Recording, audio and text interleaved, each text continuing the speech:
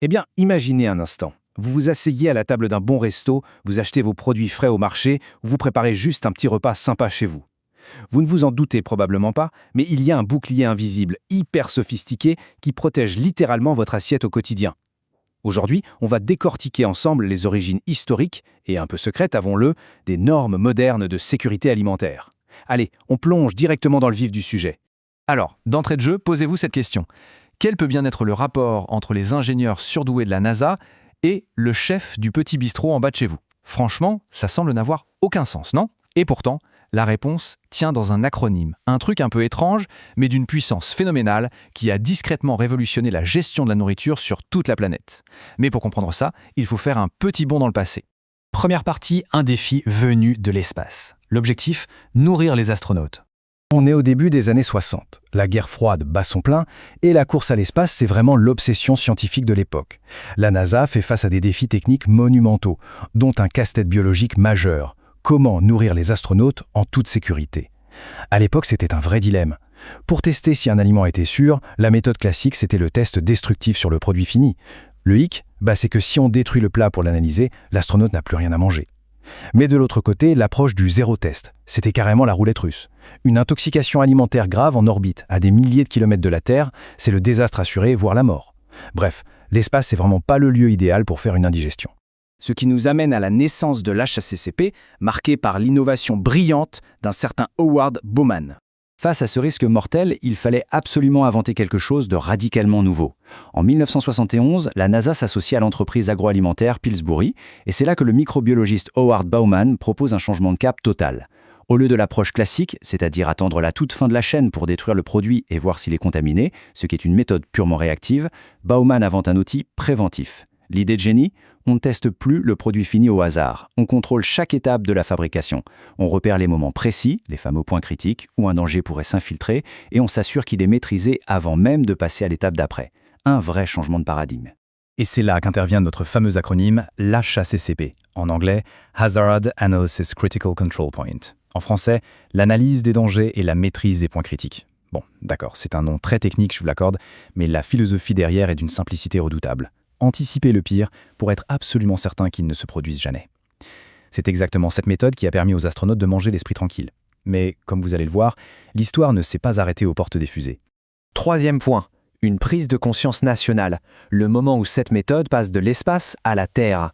Redescendons un peu sur Terre, justement. Toujours en 1971, alors que l'innovation spatiale cartonne, un drame secoue les États-Unis. Un grave incident lié à des aliments contaminés touche des enfants. C'est un drame absolu et surtout un véritable électrochoc national.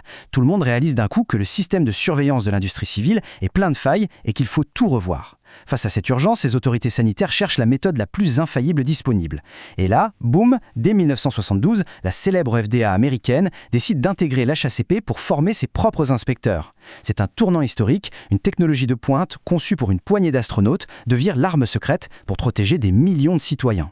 D'ailleurs, il faut bien comprendre que cette méthode ne se bat pas contre un danger flou ou abstrait.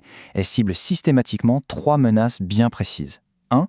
Les dangers biologiques, on parle des bactéries ou des virus. 2. Les dangers chimiques, comme des restes de produits de nettoyage par exemple.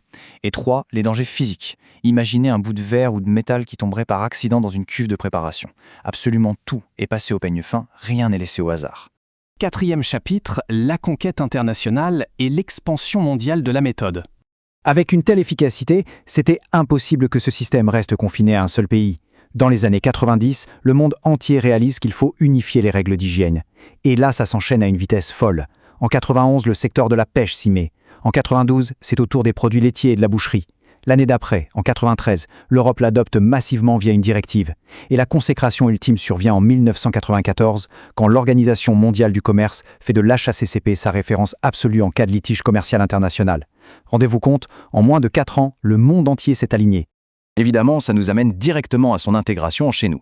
En 1995, la France transpose ces fameuses directives internationales directement dans son droit national. Ça devient purement et simplement obligatoire pour la préparation, la transformation et le transport des aliments sur le territoire. L'objectif est clair, net et non négociable, protéger au maximum la santé de chaque consommateur à chaque repas. Ce qui nous amène à notre dernière partie, la norme mondiale d'aujourd'hui et l'application de ces principes au quotidien. Aujourd'hui, cette méthode héritée de la guerre froide n'a plus rien d'une expérience scientifique isolée, c'est carrément la norme mondiale. Et l'année 2005 est hyper importante. C'est l'année où l'HACCP est officiellement coulé dans le bronze en devenant le socle de la norme internationale ISO 22000. C'est essentiel car depuis 2005, qu'on parle d'un immense complexe industriel ou de votre petite boulangerie de quartier, toutes les entreprises agroalimentaires jouent selon les mêmes règles de sécurité. Concrètement, si on pousse les portes des coulisses d'un restaurant aujourd'hui, ça donne quoi? Eh bien, ça se traduit en 4 étapes clés. 1. On met en place une équipe avec des responsables bien précis. 2. On évalue minutieusement tous les risques, de la traçabilité de la viande jusqu'à la présence d'allergènes. 3. On fixe des limites strictes, des seuils critiques, par exemple la température exacte à laquelle un frigo doit être maintenu. Et 4. On surveille, on note, et au moindre écart, on corrige immédiatement le tir. C'est une discipline stricte, c'est sûr, mais c'est totalement vital pour notre santé. Alors voilà, ce petit voyage dans le temps nous a mené des missions Apollo aux cuisines d'aujourd'hui. On voit bien comment une contrainte technique dingue a fait naître la plus grande avancée en matière d'hygiène publique de notre époque. Mais vous savez, l'innovation ne s'arrête jamais vraiment. Alors que l'humanité prépare de futurs voyages vers Mars, des expéditions qui vont durer des années sans aucun ravitaillement possible, on est en droit de se poser une dernière question fascinante. Quels seront les nouveaux outils de sécurité alimentaire inventés demain pour ces futurs astronautes et qui finiront, dans quelques décennies, par révolutionner à nouveau nos propres cuisines? Ça laisse songeur, non ?